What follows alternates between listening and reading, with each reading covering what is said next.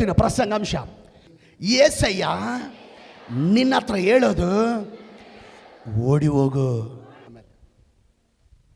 ವಾಕ್ಯ ಓದೋಣ. ಆದಿಕಾಂಡ ಬರೆದ ಪುಸ್ತಕ 39 ಅಧ್ಯಾಯ 11 ಮತ್ತು 12 ವಚನ. ಹೀಗಿರಲು ಒಂದು ದಿನ ಅವನು ತನ್ನ ಕೆಲಸದ ನಿಮಿತ್ತ ಮನೆಗೆ ಬಂದಾಗ ಮನೆಯವರಲ್ಲಿ ಯಾರು ಒಳಗೆ ಇಲ್ಲದಿರುವಲ್ಲಿ ಆಕೆ ಅವನ ಬಟ್ಟೆಯನ್ನು ಹಿಡಿದುಕೊಂಡು ನನ್ನ ಸಂಗಮಕ್ಕೆ ಬಾ ಅನ್ನಲು ಅವನು ತನ್ನ ಬಟ್ಟೆಯನ್ನು ಆಕೆಯ ಕೈಯಲ್ಲೇ ಬಿಟ್ಟು ಓಡಿ ಹೋದನು. ಚೆನ್ನಾಗಿ ಮಗನಿ ಮಗಳೇ, ಸೋದರಿ, ಇಲ್ಲಿರುವಂಥ ಒಂದು ಸಂದರ್ಭ ಏನಂದರೆ ಎಲ್ಲರಿಗೂ ಗೊತ್ತಿದೆ, ಎಲ್ಲರಿಗೂ ಗೊತ್ತಿದೆ ಈ ಸಂದರ್ಭ. ಈಗ ನೋಡಿ, ಒಂದು ಸಾರಿ ಯೋಸೇಫನು 44ನ ಮನೇಲಿ ಕೆಲಸ ಮಾಡ್ತಿರ್ತಾನೆ. ಕೆಲಸ ಮಾಡುವಂಥ ಸಂದರ್ಭದಲ್ಲಿ ದಿನ ಹೆಂಗೆ ಕೆಲಸಕ್ಕೆ ಹೋಗ್ತಾನೋ ಇವತ್ತು ಕೂಡ ಕೆಲಸಕ್ಕೆ ಹೋಗಿದ್ದಾನೆ. ಕೆಲಸಕ್ಕೆ ಹೋದಂಥ ಸಮಯದಲ್ಲಿ ಇವತ್ತು ಆ ಮನೇಲಿ ಯಾರೂ ಇಲ್ಲ, ಯಜಮಾನ ಇಲ್ಲ, ಆಳುಗಳು ಇಲ್ಲ, ಮನೇಲಿ ಬೇರೆ ಬೇರೆ ಕೆಲಸದವ್ರು ಇಲ್ಲ, ಬಂಧುಗಳಿಲ್ಲ. 44ನ ಹೆಂಡತಿ ಮಾತ್ರ ಇದ್ದಾಳೆ. ಯೋಸೇಫನಿಗೆ ದಿನ ಯಥಾ ಪ್ರಕಾರ ಡ್ಯೂಟಿಗೆ ಹೋಗಿದ್ದಾನೆ, ಕೆಲಸಕ್ಕೆ ಹೋಗಿದ್ದಾನೆ, ಕೆಲಸ ಮಾಡಲಿಕ್ಕೆ ಹೋಗಿದ್ದಾನೆ. ಆದರೆ ಇವತ್ತು ಮನೇಲಿ ಯಾರು ಇಲ್ಲದಿರುವಂಥ ಸಮಯ ನೋಡಿ 44ನ ಹೆಂಡತಿ ಅಂದರೆ ಯಜಮಾನನ ಹೆಂಡತಿ ಯೋಸೇಫನ ಮೇಲೆ ಕಣ್ಣು ಹಾಕಿ ಅವನ ಜೊತೆ ಪಾಪ ಮಾಡಲಿಕ್ಕೆ ಏನು ಮಾಡ್ತಾ ಇದ್ದಾಳೆ, ಅವನನ್ನು ಒತ್ತಾಯ ಮಾಡ್ತಾ ಇದ್ದಾಳೆ, ಬಲವಂತ ಮಾಡ್ತಾ ಇದ್ದಾಳೆ, ಮೋಟಿವೇಶನ್ ಮಾಡ್ತಾ ಇದ್ದಾಳೆ, ಮಾತಿನಿಂದ ಅವನನ್ನು ಸೆಳಿತಾ ಇದ್ದಾಳೆ. ಆ ಸಂದರ್ಭದಲ್ಲಿ ಅವನು ಏನು ಮಾಡಿದ್ರು ಕೂಡ ಒಪ್ಪದೆ ಏನು ಮಾಡಿದಾನೆ ಗೊತ್ತಾ, ಏನು ಮಾಡಿದಾನಂದರೆ ಆಕೆ ಒತ್ತಾಯ ಮಾಡೋದು ನೋಡಿ, ಬಲವಂತ ಮಾಡೋದು ನೋಡಿ, ಪದೇ ಪದೇ ಕಾಡೋದು ನೋಡಿ, ಪದೇ ಪದೇ ಬಲವಂತ ಮಾಡೋದು ನೋಡಿ, ಏನು ಮಾಡಿದಾನೆ, ಇನ್ನು ಇಲ್ಲಿದ್ದರೆ ನಾನು ಪಾಪ ಮಾಡಬೇಕಾಗಿ ಬರುತ್ತೆ, ದೇವರಿಗೆ ವಿರುದ್ಧವಾಗಿ ಕಾರ್ಯ ಮಾಡಬೇಕಾಗಿ ಬರುತ್ತೆ ಅಂತೇಳಿ ಏನು ಮಾಡಿದ್ದಾನೆ, ಅಲ್ಲಿಂದ ತಪ್ಪಿಸ್ಕೊಂಡು ಓಡಿ ಹೋಗ್ಲಿಕ್ಕೆ ಸ್ಟಾರ್ಟ್ ಮಾಡಿದ್ದಾನೆ. ಅವನು ತಪ್ಪಿಸ್ಕೊಂಡು ಓಡಿ ಹೋಗ್ಲಿಕ್ಕೆ ಸ್ಟಾರ್ಟ್ ಮಾಡುವಾಗ ಆಕೆ ಅವನನ್ನು ಹಿಡಿದಿದ್ದಾಳೆ, ಅವನ ಮೇಲೆ ಬಿದ್ದು ಅವನನ್ನು ಹಿಡ್ಕೊಂಡಿದ್ದಾಳೆ, ಹಂಗೆ ಹಿಡ್ಕೊಂಡ್ರು ಕೂಡ ಅವನು ಕಿತ್ಕೊಂಡು ಓಡಿದ್ದಾನೆ. ಅವನು ಓಡಿ ಹೋಗುವಂಥ ಬರದಲ್ಲಿ ಏನಾಗಿದೆ, ಆ ಅಂಗಿ ಕಿತ್ಕೊಂಡು ಯಾರ ಕೈಯಲ್ಲಿ ಬಂದಿದೆ, 44 ಹೆಂಡತಿ ಕೈಯಲ್ಲಿ ಬಂದಿದೆ. ಆದರೂ ಕೂಡ ಅವನೇನು ಮಾಡಿದಾನೆ, ಯೋಸೇಫನು ಓಡಿ ಹೋಗಿದ್ದಾನೆ. ಇದು ಅಲ್ಲಿ ಇರುವಂಥ ಸಂದರ್ಭ. ಓಕೆ, ಈಗ ಒಂದು ಮಾತಾಡ್ತೀನಿ. ಮಗನಿ ಮಗಳೇ, ಸೋದರಿ, ಆಮೇಲೆ ಬರಬೇಕು.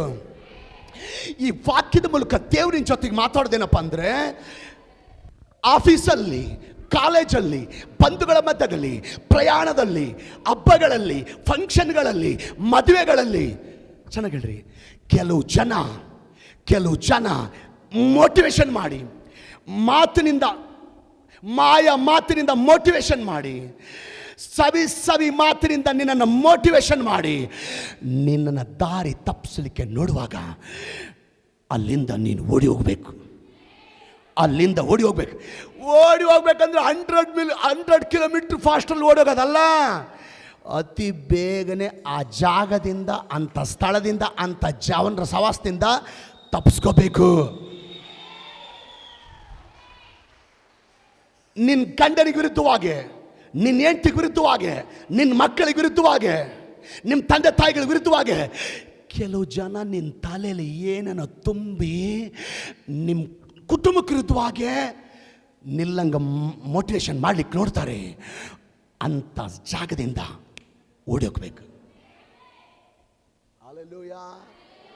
ಇನ್ನು ನಿಮ್ಮ ಆತ್ಮಿಕ ತಂದೆ ತಾಯಿಗಳು ನಿಮ್ಮ ಪಾಸ್ಟ್ಗೆ ವಿರುದ್ಧವಾಗಿ, ನಿಮ್ಮ ಪಾಸ್ಟ್ರಮಗೆ ವಿರುದ್ಧವಾಗಿ ನಿಮ್ಮ ತಲೆಯಲ್ಲಿ ಏನೇನೋ ತುಂಬಿ ತಂದೆ ಮಕ್ಕಳ ಸಂಬಂಧ ಮುರಿಲಿಕ್ಕೆ ನೋಡುವಾಗ, ದೇವರ ಸಭೆಯನ್ನು ಹೊಡಿಲಿಕ್ಕೆ ನೋಡುವಾಗ, ದೇವರ ಮಂದೆಯನ್ನು ಚದುರಿಸಲಿಕ್ಕೆ ನೋಡುವಾಗ, ಅಂಥ ಸ್ಥಳದಿಂದ, ಅಂಥ ಜನರ ಸವಾಸದಿಂದ ಓಡಿ ಹೋಗ್ಬೇಕು. ನಿನ್ನ ಕಾಲೇಜಲ್ಲಿ ಓದುವಂಥ ಫ್ರೆಂಡ್ಸೇ ನಿನ್ನ ತಲೆಯಲ್ಲಿ ನೀನು ಓದಬಾರ್ದು ಅಂಥೇಳಿ, ನೀನು ಚೆನ್ನಾಗಿ ಓದಬಾರ್ದು ಅಂಥೇಳಿ ನಿನ್ನ ತಲೆಯಲ್ಲಿ ಏನೇನೋ ತುಂಬಿ ನಿನ್ನನ್ನು ಮೋಟಿವೇಶನ್ ಮಾಡಿ ನಿನ್ನನ್ನು ಹಾಳು ಮಾಡಲಿಕ್ಕೆ ನೋಡುವಾಗ ಆ ಸ್ಥಳದಿಂದ, ಅಂಥ ಜನರಿಂದ ಓಡಿ ಹೋಗ್ಬೇಕು. ಆಮೇಲೆ ಹಲ್ಲೆಲೂಯ. ಇದು ಮಾತು ಹೇಳಿದೆ. ಕೆಲವು ಜನ ನಿಮ್ಮ ತಲೆಯಲ್ಲಿ ಏನೇನೋ ನಿಮ್ಮ ತಲೆಯಲ್ಲಿ ತುಂಬಿ ಆಮೇಲೆ ನಿಮ್ಮನ್ನು ಎಣ್ಣೆ ಹೊಡಿಲಿಕ್ಕೆ ಕರೀತಾರೆ, ಪಾಪಿಷ್ಟ ಪಾರ್ಟಿಗಳಿಗೆ ಕರೆದು ನಿಮ್ಮನ್ನು ಮೋಟಿವೇಶನ್ ಮಾಡಲಿಕ್ಕೆ ನೋಡ್ತಾರೆ. ಅಂಥ ಜನರ ಸಹವಾಸದಿಂದ, ಅಂಥ ಸ್ಥಳದಿಂದ ಕೆಲವು ಜನ ನಿಮ್ಮ ತಲೆಯಲ್ಲಿ ಏನನ್ನು ತುಂಬಿ ಅನ್ಯ ಜನರು ಮಾಡುವಂಥ ಕಾರ್ಯಗಳನ್ನು ಮಾಡಲಿಕ್ಕೆ ನಿಮ್ಮನ್ನು ಪ್ರೇರೇಪಿಸ್ತಾರೆ, ಮೋಟಿವೇಶನ್ ಮಾಡ್ತಾರೆ. ಅಂಥ ಜನರ ಸಹವಾಸದಿಂದ ಓಡಿ ಹೋಗ್ಬೇಕು. ಆಲಯಕ್ಕಿಂತ ಹಣನೇ ಮುಖ್ಯ, ಆಲಯಕ್ಕಿಂತ ಬಿಸಿನೆಸ್ಸೇ ಮುಖ್ಯ, ಆಲಯಕ್ಕಿಂತ ದುಡಿಮೆನೇ ಮುಖ್ಯ, ಆಲಯಕ್ಕಿಂತ ಬಂಧುಗಳೇ ಮುಖ್ಯ ಅಂತೇಳಿ ನಿಮ್ಮನ್ನು ಆಲಯದಿಂದ ದೂರ ಮಾಡಲಿಕ್ಕೆ ನೋಡುವಾಗ ಅಂಥ ಜನರ ಸಹವಾಸದಿಂದ ಓಡಿ ಹೋಗ್ಬೇಕು. ಸೇವೆ ಮಾಡುತ್ತಿರುವಂಥ ದೇವರ ಸೇವಕರೇ, ಸೇವೆಗಿಂತ ಬಿಸಿನೆಸ್ಸೇ ಮುಖ್ಯ, ಸೇವೆಗಿಂತ ಹಣನೇ ಮುಖ್ಯ, ಸೇವೆಗಿಂತ ಅಧಿಕಾರನೇ ಮುಖ್ಯ, ಸೇವೆಗಿಂತ ಸ್ಥಾನಮಾನನೇ ಮುಖ್ಯ ಅಂತೇಳಿ ನಿಮ್ಮನ್ನು ಸೇವೆಯಿಂದಲೇ ದೂರ ಮಾಡಲಿಕ್ಕೆ ನೋಡುವಾಗ ಅಂಥ ಜನರ ಸಹವಾಸದಿಂದ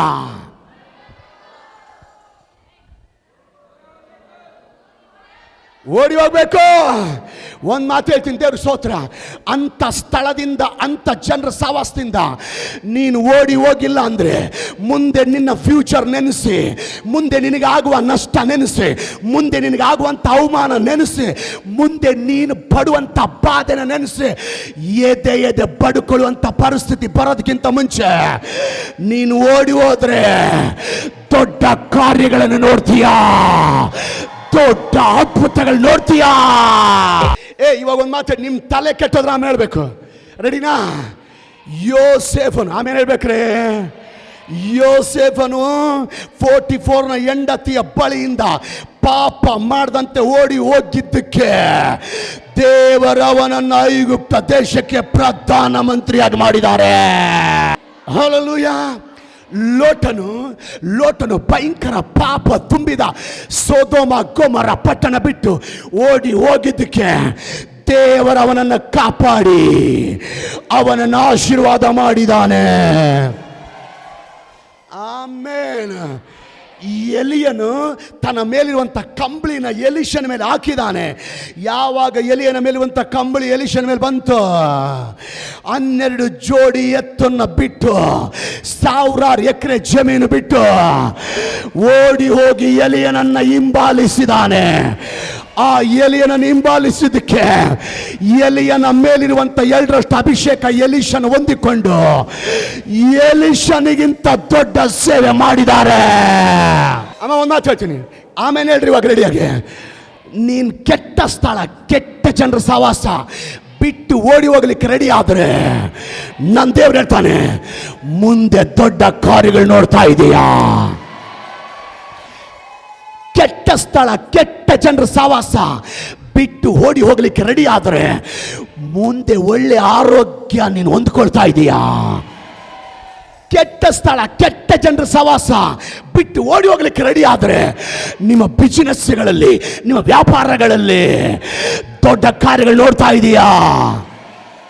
ಕೆಟ್ಟ ಸ್ಥಳ, ಕೆಟ್ಟ ಜನರ ಸಹವಾಸ ಬಿಟ್ಟು ಓಡಿ ಹೋಗ್ಲಿಕ್ಕೆ ರೆಡಿ ಆದರೆ ಉನ್ನತ ಸ್ಥಾನಗಳಿಗೆ ನೀನು ಹೋಗ್ತಾ ಇದೀಯಾ.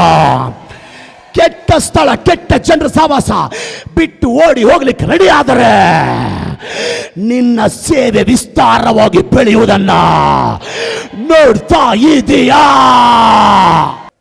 ಓಡಿ ಹೋಗಬೇಕಾದಂಥ ಸಂದರ್ಭದಲ್ಲಿ ಓಡಿ ಹೋಗ್ಲೇಬೇಕು. ತಪ್ಪಿಸ್ಕೊಳ್ಬೇಕಾದಂಥ ಜಾಗದಲ್ಲಿ ತಪ್ಪಿಸ್ಕೊಳ್ಳಬೇಕು. ಓಡಿ ಹೋಗಬೇಕಾದಂಥ ಜಾಗದಲ್ಲಿ ನೀನು ಓಡಿ ಹೋದ್ರೆ ಯೋಸೇಫನ ರೀತಿಯಲ್ಲಿ ದೇವರು ನಿನ್ನ ಮೇಲೆತ್ತಾರೆ.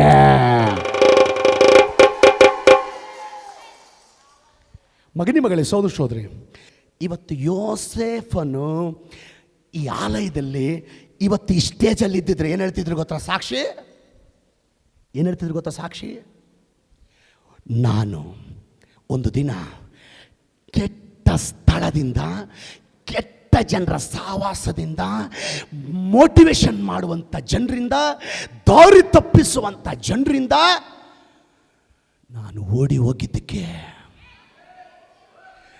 ನನ್ನನ್ನು ದೇವರು ಪ್ರಧಾನ ಮಂತ್ರಿಯಾಗಿ ಮೇಲೆತ್ತಿದ್ದಾರೆ. ಯೋಸೆಫ್ ಅಂತಾನೆ, ನೀವು ಕೆಟ್ಟ ಸ್ಥಳದಿಂದ, ಕೆಟ್ಟ ಜನರ ಸಹವಾಸದಿಂದ ಓಡಿ ಹೋಗಲಿಕ್ಕೆ ರೆಡಿ ಆದರೆ ನನ್ನನ್ನ ಮೇಲೆತ್ತಿದ ದೇವರು, ನನ್ನನ್ನ ಮೇಲೆತ್ತಿದ ದೇವರು, ನನ್ನನ್ನು ಆಶೀರ್ವಾದ ಮಾಡಿದ ದೇವರು ನಿಮ್ಮನ್ನು ಮೇಲೆತ್ತಿ ಆಶೀರ್ವಾದ ಮಾಡ್ತಾನೆ. ಒಂದು ಮಾತು ಹೇಳ್ತೀನಿ, ಯಾರು ಕೆಟ್ಟ ಸ್ಥಳದಿಂದ, ಕೆಟ್ಟ ಜನರ ಸಹವಾಸದಿಂದ ಓಡಿ ಹೋಗ್ತಾರ, ದೇವರ ಕಣ್ಣು ಆ ವ್ಯಕ್ತಿ ಮೇಲೆ ಬೀಳುತ್ತೆ, ದೇವರ ಕೃಪೆ ಆ ವ್ಯಕ್ತಿ ಮೇಲೆ ಬೀಳುತ್ತೆ. ಕೆಟ್ಟ ಸ್ಥಳ, ಕೆಟ್ಟ ಜನರ ಸಹವಾಸದಿಂದ ಓಡಿ ಹೋಗುವಾಗ ಅವರ ಕುಟುಂಬದ ಮೇಲೆ ದೇವರ ಕಣ್ಣುಗಳು ಬೀಳುತ್ತೆ, ಅವರ ಬಿಸ್ನೆಸ್ ಮೇಲೆ ದೇವರ ಕಣ್ಣುಗಳು ಬೀಳುತ್ತೆ, ಅವರ ವ್ಯಾಪಾರದ ಮೇಲೆ ದೇವರ ಕಣ್ಣುಗಳು ಬೀಳುತ್ತೆ, ಅವರ ಸೇವೆ ಮೇಲೆ ದೇವರ ಕಣ್ಣುಗಳು ಬೀಳುತ್ತೆ. ದೇವರ ಕಣ್ಣು ಬಿತ್ತಂದ್ರೆ ನೀವು ಆಶೀರ್ವದಿಸಲ್ಪಟ್ಟಿರಿ ಅಂತ ಅರ್ಥ. ಚೆನ್ನಾಗಿಲ್ರಿ. ಒಂದು ಸಾರಿ ಒಂದು ಬುದ್ಧಿವಂತರ ಗುಂಪು, ನನಗೆ ಗೊತ್ತಿಲ್ಲ ಯಾಕೆ ಬುದ್ಧಿವಂತರ ಅನ್ಬೇಕು ಗೊತ್ತಿಲ್ಲ ಇವ್ರನ್ನ, ನಮ್ಮ ಜೀವನದಲ್ಲಿ ಎಷ್ಟು ದಿನ ಅಂತ ಹಿಂಗೆ ಇರೋದು, ಎಷ್ಟು ದಿನ ಅಂತ ಹೀನ ಸ್ಥಿತಿಯಲ್ಲಿರೋದು, ಎಷ್ಟು ದಿನ ಅಂತ ಹಿಂಗೆ ಕಷ್ಟ ಆಗಿರೋದು. ನಾವು ಕೂಡ ಏನಾದರೂ ಒಂದು ಸಾಧಿಸಬೇಕು, ನಾವು ಕೂಡ ಏನಾದರೂ ಮಾಡಿ ಮೇಲೆ ಬರಬೇಕು, ನಾವು ಕೂಡ ಏನಾದರೂ ಅಚೀವ್ಮೆಂಟ್ ಮಾಡಬೇಕು, ನಾವು ಕೂಡ ಮೇಲೆ ಬರಬೇಕಂತ ಮಾತಾಡಿಕೊಂಡು ಈ ಊರು ಇದೇ ಸ್ಥಳದಲ್ಲಿದ್ದರೆ, ಇಂಥ ಜನರ ಮಧ್ಯದಿದ್ದರೆ, ಇಂಥ ಸ್ಥಳದಾಗಿದ್ದರೆ ನಾವು ಖಂಡಿತ ಉದ್ಧಾರ ಆಗಲ್ಲ. ಈ ಜಾಗ ಬಿಟ್ಟು ಮೊದಲು ಓಡಿ ಹೋಗ್ಬೇಕು, ಬೇರೆ ಕಡೆ ಹೋಗ್ಬೇಕು ಅಂತೇಳಿ ಮಾತಾಡ್ಕೊಂಡು ಏನು ಮಾಡಿದ್ರು, ಒಂದು ಹಡಗು ಹತ್ತಿ, ಒಂದು ದೋಣಿ ಹತ್ತಿ ಪ್ರಯಾಣ ಮಾಡಿದರು. ನೈಟು ದೋಣಿ ಎತ್ತಿ ಪ್ರಯಾಣ ಮಾಡಿದ್ರು. ಆ ದೋಣಿ ಹುಟ್ಟಾಕುತ್ತಾ ಏನು ಮಾಡಿದ್ರು, ಪ್ರಯಾಣ ಮಾಡಿದರು. ಅವ್ರು ಅನ್ಕೊತಾ ಇದ್ದಾರೆ,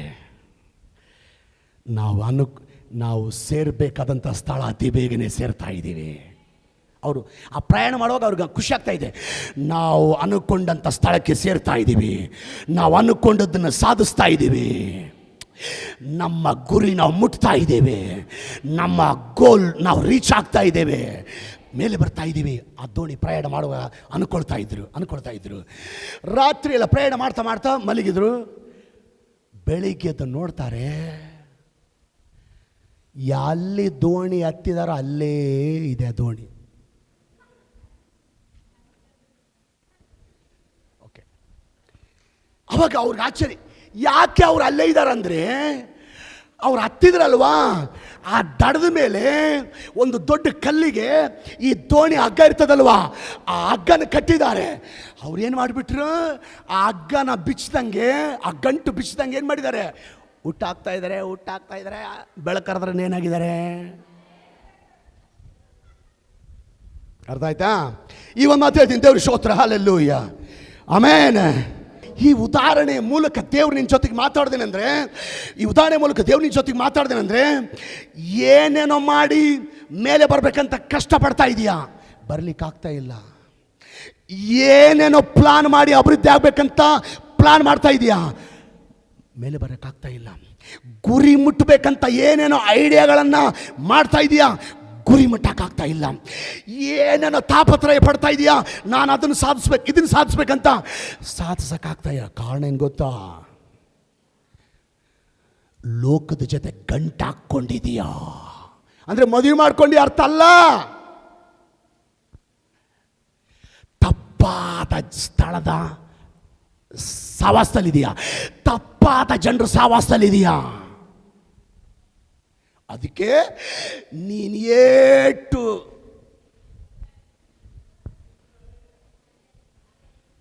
ಎಷ್ಟು ಪ್ರಯತ್ನ ಮಾಡಿ ಅಲ್ಲೇ ಇರ್ತೀಯ. ಒಂದು ಮಾತು ಹೇಳ್ತೀನಿ, ಅಬ್ರಹಾಮನು ಲೋಕದ ಜೊತೆ ಸಹವಾಸ ಕಟ್ ಮಾಡ್ಕೊಂಡಿದ್ದಾನೆ, ಅಬ್ರಹಾಮನ ದೇವ್ರು ದೊಡ್ಡದಾಗಿ ಆಶೀರ್ವಾದ ಮಾಡಿದ್ದಾನೆ. ನೋಹ ಲೋಕ ಜೊತೆ ಸಹವಾಸ ಕಟ್ ಮಾಡ್ಕೊಂಡಿದ್ದಾನೆ, ದೇವ್ರು ನೋಹನನ್ನು ಆಶೀರ್ವಾದ ಮಾಡಿದ್ದಾನೆ. ಮೋಶೆ ತಪ್ಪಾದ ಸ್ಥಳ, ತಪ್ಪಾದ ಜನರ ಸಹವಾಸ ಕಟ್ ಮಾಡ್ಕೊಂಡಿದ್ದಾನೆ, ಮೋಶನ ದೇವ್ರು ದೊಡ್ಡದಾಗಿ ಆಶೀರ್ವಾದ ಮಾಡಿದ್ದಾನೆ. ದೇವರಿಗೆ ಸ್ತೋತ್ರ. ಯೋಬ ತಪ್ಪಾದ ಸ್ಥಳ, ತಪ್ಪಾದ ಜನರ ಸಹವಾಸ ಕಟ್ ಮಾಡ್ಕೊಂಡಿದ್ದಾನೆ, ಯೋಬನನ್ನ ದೇವರು ದೊಡ್ಡದಾಗಿ ಆಶೀರ್ವಾದ ಮಾಡಿದ್ದಾನೆ. ಈಗ ರೆಡಿ ಆಗ್ರಿ, ಹಲ್ಲೆಲೂಯಾ. ಇವತ್ತು ದೇವರಿನ ಜೊತೆಗೆ ಮಾತಾಡೋದು, ತಪ್ಪಾದ ಸ್ಥಳಗಳು, ತಪ್ಪಾದ ಜನರ ಸಹವಾಸ ಕಟ್ ಮಾಡಲಿಕ್ಕೆ ರೆಡಿ ಆದರೆ ನಿನ್ನ ಮೇಲೆ ದೇವರ ಕೃಪೆ ಇಳಿಯುತ್ತೆ. ಆಮೇಲೆ ಹೇಳ್ರಿ, ನಿನ್ನ ಮೇಲೆ ದೇವರ ಕೃಪೆ ಇಳಿಯುತ್ತೆ. ನೀನು ಅನ್ಕೊಂಡಿದ್ದನ್ನು ಸಾಧಿಸುವಂತೆ ದೇವರು ಕೃಪೆ ತೋರಿಸ್ತಾನೆ. ನಿನ್ನ ಗುರಿ ಮುಟ್ಟುವಂತೆ ದೇವರು ಕೃಪೆ ತೋರಿಸ್ತಾನೆ. ಸಾಧಿಸಬೇಕಾದದ್ದು ಸಾಧಿಸುವಂತೆ ದೇವರು ಕೃಪೆ ತೋರಿಸ್ತಾನೆ. ನಿಮ್ಮ ಬಿಸಿನೆಸ್ ಮೇಲೆ ಬರುವಂತೆ ದೇವರು ಕೃಪೆ ತೋರಿಸ್ತಾನೆ. ನಿಮ್ಮ ತಾಯಿ ಬದುಕುವಂತೆ ದೇವರು ಕೃಪೆ ತೋರಿಸ್ತಾನೆ. ನಿಮ್ಮ ಮಕ್ಕಳು ಒಳ್ಳೆ ಜಾಬಿಗೆ ಹೋಗುವಂತೆ ದೇವರು ಕೃಪೆ ತೋರಿಸ್ತಾನೆ. ನಿಮ್ಮ ಸಾಲಗಳು ತೀರಿಸಲ್ಪಡುವಂತೆ ದೇವರು ಕೃಪೆ ತೋರಿಸ್ತಾನೆ. ನಿಮ್ಮ ಗೋಲ್ ರೀಚ್ ಆಗುವಂತೆ ದೇವರು ಕೃಪೆ ತೋರಿಸ್ತಾನೆ. ಬಾಲವಾಗಿ ಅಲ್ಲ, ತಲೆಯಾಗಿ ಬೆಳೆಯುವಂತ ದೇವರು ಕೃಪೆ ತೋರಿಸ್ತಾನೆ. ಕೆಲವು ಜನರನ್ನ ನೋಡಿನಿ, ಕೆಲವು ಜನ ನೋಡಿ, ದೇವ್ರ ಕೃಪೆಯಿಂದ ದೇವರು ಹೆಂಗೋ ಕೆಟ್ಟ ಸ್ಥಳದಿಂದ, ಕೆಟ್ಟ ಜನ ಸಹವಾಸದಿಂದ ದೂರ ಮಾಡಿರ್ತಾನೆ. ಕೆಟ್ಟ ಸ್ಥಳದಿಂದ, ಕೆಟ್ಟ ಜನರ ಸಹವಾಸ ದೇವ್ರು ಹೆಂಗೋ ಪಾರು ಮಾಡಿರ್ತಾನೆ. ಕೆಲವ್ರು ಏನು ಮಾತಾಡೋದು ಗೊತ್ತಾ? ನಾನು ಆಕೆಯಿಂದ ಕಳ್ಕೊಂಡಿರೋದು ಅಷ್ಟಿಷ್ಟಲ್ಲ, ಆಕೆಯಿಂದ ನಷ್ಟ ಆಗಿರೋದು ಅಷ್ಟಿಷ್ಟಲ್ಲ, ಆಕೆನ ಮಾತ್ರ ನಾನು ಸುಮ್ಮನೆ ಬಿಡಲ್ಲ ಅಂತ ಮಾತಾಡ್ತಾ ಮಾತಾಡ್ತಾ ಹತ್ರ ಆಗ್ತಾರೆ. ಹಂಗೆ ಅನ್ಕತ್ತ ಹತ್ರ ಆಗ್ತಾರೆ. ಏನದು? ಆಕೆ ನನಗೆ ಅಷ್ಟು ಮೋಸ ಮಾಡಿಲ್ಲ, ಆಕೆ ನನಗೆ ಇಷ್ಟು ಮೋಸ ಮಾಡಿಲ್ಲ, ಆಕೆ ನನಗೆ ಅಷ್ಟು ಹಾಳು ಮಾಡಿಲ್ಲ, ಆಕೆ ನನಗೆ ಎಷ್ಟು ಸುಲ್ಕೊಂಡಾಳ, ಆಕೆನ ಮಾತ್ರ ಸುಮ್ಮನೆ ಬಿಡಲ್ಲ ಅನ್ಕಂತ ಹತ್ರ ಆಗ್ತಾರೆ.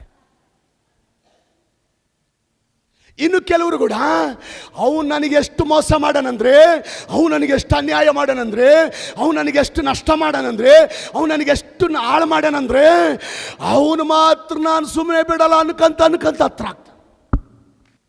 ದೇವರಂತಾನೆ, ನೀನು ನಿಜವಾಗಲೂ ತಪ್ಪಾದ ಸ್ಥಳದಿಂದ, ತಪ್ಪಾದ ಜನರ ಸಹವಾಸದಿಂದ ನೀನು ದೂರ ಆದರೆ ಆಮೇಲೆ ನೋಡಿ ನಿನ್ನ ಜೀವನ ನಾನು ಹೆಂಗೆ ಮೇಲೆ ತರ್ತೇನೆ, ಆಮೇಲೆ ನೋಡಿ ನಿನ್ನ ಕುಟುಂಬ ನಾನು ಹೆಂಗೆ ಮೇಲೆ ತರ್ತೇನೆ, ಆಮೇಲೆ ನೋಡಿ ನಿನ್ನ ದುಡಿಮೆ ನಾನು ಹೆಂಗೆ ಮೇಲೆ ತರ್ತೇನೆ, ಆಮೇಲೆ ನೋಡಿ ನಿನ್ನ ಬಿಸ್ನೆಸ್ ನಾನು ಹೆಂಗೆ ಮೇಲೆ ತರ್ತೇನೆ, ಆಮೇಲೆ ನೋಡಿ ನಿನ್ನ ಕುಟುಂಬ ನಾನು ಹೆಂಗೆ ಮೇಲೆ ಕಟ್ಟುತ್ತಾನೆ, ಆಮೇಲೆ ನೋಡಿ ನಿನ್ನ ಸೇವೆ ಹೆಂಗೆ ವಿಸ್ತಾರವಾಗಿ ಬೆಳೆಸ್ತಾನೆ. ಒಂದು ಮಾತು ಹೇಳ್ತೀನಿ ಅಮ್ಮ, ನಾವು ಒಳ್ಳೆಯವರಾಗಿ ಜೀವಿಸುವಾಗ, ನಾವು ನೀತಿವಂತರಾಗಿ ಜೀವಿಸುವಾಗ, ನಾವು ಪರಿಶುದ್ಧರಾಗಿ ಜೀವಿಸುವಾಗ, ನಾವು ನ್ಯಾಯವಾಗಿ ಜೀವಿಸುವಾಗ, ಕೆಟ್ಟ ಸ್ಥಳದಿಂದ, ಕೆಟ್ಟ ಜನರ ಸಹವಾಸದಿಂದ ನಾವು ದೂರ ಇರುವಾಗ ಕೆಲವೊಂದನ್ನು ನಾವು ಕಳ್ಕೊಳ್ಬೇಕಾಗಿ ಬರುತ್ತೆ. ನೋಡ್ರಿ, ಆ 44ನ ಹೆಂಡತಿ ಬಳಿಯಿಂದ ಪಾಪ ಮಾಡ್ದಂಗೆ ಓಡಿ ಹೋಗಿದ್ದಕ್ಕೆ ಅಯ್ಯಮ್ಮ ಅಂಗಿ ಕಿತ್ಕೊಂಡ್ಲು. ಬರೇ ಮೈಯಿಂದ ಓಡಿ ಹೋದ, ಕೆಲಸ ಕಳ್ಕಂಡ, ಮರ್ಯಾದೆ ಕಳ್ಕೊಂಡ, ಜೈಲಿಗೆ ಹೋದ. ಅಮ್ಮ, ನಾವು ನೀತಿವಂತರಾಗಿ ಜೀವಿಸುವಾಗಲೂ ಕೂಡ, ಆತ್ಮಿಕವಾಗಿ ಜೀವಿಸುವಾಗಲೂ ಕೂಡ, ಭಯಭಕ್ತಿಯಲ್ಲಿ ಜೀವಿಸುವಾಗಲೂ ಕೂಡ, ಒಳ್ಳೆಯವರಾಗಿ ಜೀವಿಸುವಾಗಲೂ ಕೂಡ ಕೆಲವು ಸಾರಿ ಹಣ ಕಳ್ಕೊಳ್ಬೇಕಾಗಿ ಬರುತ್ತೆ. ಕೆಲವು ಸಾರಿ ನಾವು ಒಳ್ಳೆಯವರಾಗಿರುವಾಗಲೂ ಜಾಬ್ ಕಳ್ಕೊಳ್ಳೋ ಪರಿಸ್ಥಿತಿ ಬರುತ್ತೆ. ನಾವು ಒಳ್ಳೆಯವರಾಗಿ ಜೀವಿಸುವಾಗಲೂ ಕೂಡ ಗೌರವ ಕಳ್ಕೊಳ್ಬೇಕಾಗಿ ಬರುತ್ತೆ, ಸ್ಥಾನ ಕಳ್ಕೊಳ್ಬೇಕಾಗಿ ಬರುತ್ತೆ, ನಷ್ಟ ಆಗಬೇಕಾಗಿ ಬರುತ್ತೆ. ಆದರೆ ಒಂದು ಮಾತು ಹೇಳ್ತೀನಿ, ಯೋಸೇಫನು ಅಂಗಿ ಕಳ್ಕೊಂಡ, ಕೆಲಸ ಕಳ್ಕೊಂಡ. ಒಂದು ಅಂಗಿ ಕಳ್ಕೊಂಡ್ರೆ ದೇವರವನಿಗೆ ಪ್ರಧಾನಮಂತ್ರಿ ಅಂಗಿ ಉಡಿಸಿದ್ದಾರೆ. ಇವಾಗ ಹೇಳೋ ಮಾತು ಕೇಳಿ ನಿಮ್ಮ ತಲೆ ಕೆಟ್ಟೋದ್ರೆ ಆಮೇಲೆ ಹೇಳ್ರಿ. ನೀನು ನೀತಿವಂತನಾಗಿ ಜೀವಿಸುವಾಗ, ಪರಿಶುದ್ಧನಾಗಿ ಜೀವಿಸುವಾಗ, ಆತ್ಮೀಯವಾಗಿ ಜೀವಿಸುವಾಗ ಕೆಲವು ಸಾರಿ ಚಿಕ್ಕದನ್ನು ಕಳ್ಕೊಳ್ಬೇಕಾಗಿ ಬರುತ್ತೆ. ಭಯಪಡಬೇಡ. ನೀನು ನಿಷ್ಠುರ ಆಗಬಹುದು, ಕೆಟ್ಟ ಹೆಸರು ಒತ್ಕೋಬಹುದು, ಕೆಲಸ ಕಳ್ಕೋಬಹುದು, ಜಾಬ್ ಕಳ್ಕೋಬಹುದು, ಚಿಕ್ಕದಾಗಿ ಕಳ್ಕೋಬಹುದು, ಭಯಪಡ್ಬೋದು. ಅದೇ ಪರಿಶುದ್ಧದಲ್ಲಿ ಮುಂದೆ ಸಾಗು, ಅದೇ ಆತ್ಮಿಕ ಮಾರ್ಗದಲ್ಲಿ ಮುಂದೆ ಸಾಗು, ಅದೇ ದೇವರ ಮಾರ್ಗ ಮುಂದೆ ಸಾಗು. ದೇವರು ದೊಡ್ಡ ಕಾರ್ಯ, ಶ್ರೇಷ್ಠ ಕಾರ್ಯ ನಿನ್ನ ಜೀವಿತದಲ್ಲಿ ಮಾಡುವ ದೇವರಾಗಿದ್ದಾನೆ.